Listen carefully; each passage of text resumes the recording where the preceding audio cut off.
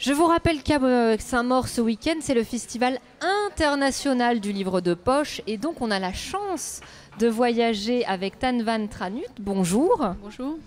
Alors vous êtes né au Vietnam, vous avez grandi aux États-Unis et en France et vous nous faites littéralement voyager à travers le Vietnam du XVIIe siècle avec ce très joli roman, Les Travers du Docteur Port, publié chez Picquier-Poche. Alors on suit toujours les enquêtes du mandarin Tan, un héros inspiré de votre aïeul, et cette fois il nous emmène à la rencontre du Docteur Port, que vous dépeignez comme un artiste du scalpel, un virtuose de l'acupuncture. Alors sans dévoiler le dénouement de l'histoire, dites-nous en plus sur ce drôle de personnage Docteur Port. Qui est-il et à quoi va-t-il être confronté ? Alors le Docteur Port est un personnage qui gravite autour du mandarin Tan, puisqu'il fait partie du trio mandarin Tan, Lettré Dinh et donc le Docteur Port. Et son rôle est de seconder le mandarin Tan dans les cas de mort suspecte violente. Donc c'est un médecin légiste. Particulièrement dans ce roman Les Travers du Docteur Port, il est livré à lui-même puisque le mandarin Tan est parti en voyage.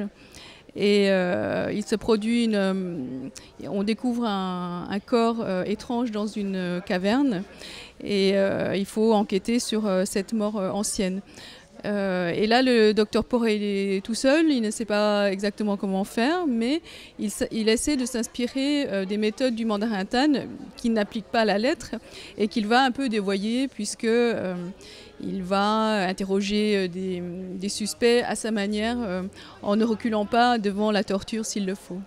Alors c'est un médecin légiste, mais il ne dispose pas de tous les outils modernes qu'on a aujourd'hui et qu'on peut voir dans certaines séries télé par exemple. Non, mais en revanche, il dispose de connaissances très anciennes de la médecine traditionnelle. Donc il sait comment faire des opérations avec l'anesthésie au niveau des yeux et d'autres parties du corps.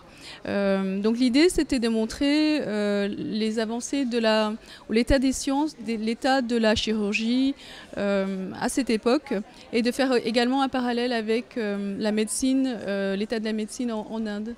Alors, dans votre écriture, on a l'impression de voir, de sentir les choses, c'est très descriptif et sensoriel. Est-ce que c'est quelque chose que vous recherchez quand vous écrivez ?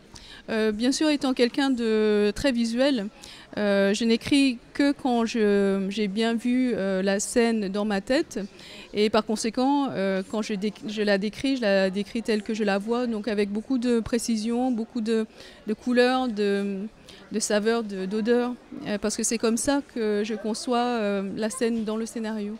Alors comment vous y êtes pris pour trouver les recettes culinaires et médicinales anciennes que vous décrivez dans le livre ? Vous êtes beaucoup documenté ?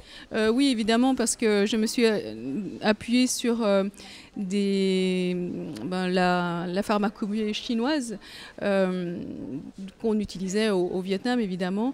Et c'est très documenté avec des livres de recettes médicinales qu'avaient des taoïstes, qu'avaient établi les taoïstes pour guérir telle ou telle maladie. Et ça faisait appel à des plantes de la jungle ou des plantes des jardins, des rhizomes de pivoine par exemple. Et également ça fait appel à des minéraux, le cinabre, le réalgar, le quartz. Et c'était un moment pour moi pour décrire toute cette pharmacopée très riche et méconnue en fait de l'Asie. Est-ce que vous retournez souvent au Vietnam ? Est-ce que vous avez gardé un attachement à votre pays d'origine ? Oui, bien sûr. Je ne reviens pas très souvent, mais assez régulièrement. Et le dernier voyage date de l'an dernier. Et je reviens évidemment à Hue, la ville où je suis née. Et là, je renoue avec l'histoire du pays, puisque c'était une cité impériale à l'époque. Et cette cité est empreinte en fait de toute l'histoire des guerres civiles antérieures, enfin de celles que je parle dans mes livres. Donc évidemment, c'est très important pour moi. Et votre prochain roman, alors pas celui que vous n'avez pas encore écrit, que vous avez peut-être en tête, est-ce qu'il se passera également au Vietnam ou est-ce que vous envisagez de traverser d'autres frontières ? En fait, je pense peut-être aller plutôt en Chine, dans une autre époque, mais toujours avec ces influences avec les liens avec l'Europe, avec d'autres pays d'Asie. Et c'est ça qui m'intéresse au final, c'est les interactions entre les peuples et les civilisations. Alors, petite question rituelle, parce qu'ici on adore le livre de poche. C'est quoi, vous, votre livre de poche préféré, celui qui ne vous quitte jamais? En fait, moi j'ai une faiblesse particulière pour Samarcande de Malouf. Et ce qui m'intéresse, c'est justement le voyage temporel dans les remous en fait, de l'histoire de l'Iran actuelle. Et donc, si vous avez envie de voyager toute l'après-midi, n'hésitez pas à aller voir Tran Van Hunt sur son stand. Vous êtes là jusque quand? Jusqu'à 18h, oui, c'est ça. Bon, n'hésitez pas à faire dédicacer ces romans. Merci beaucoup d'être venu. Merci.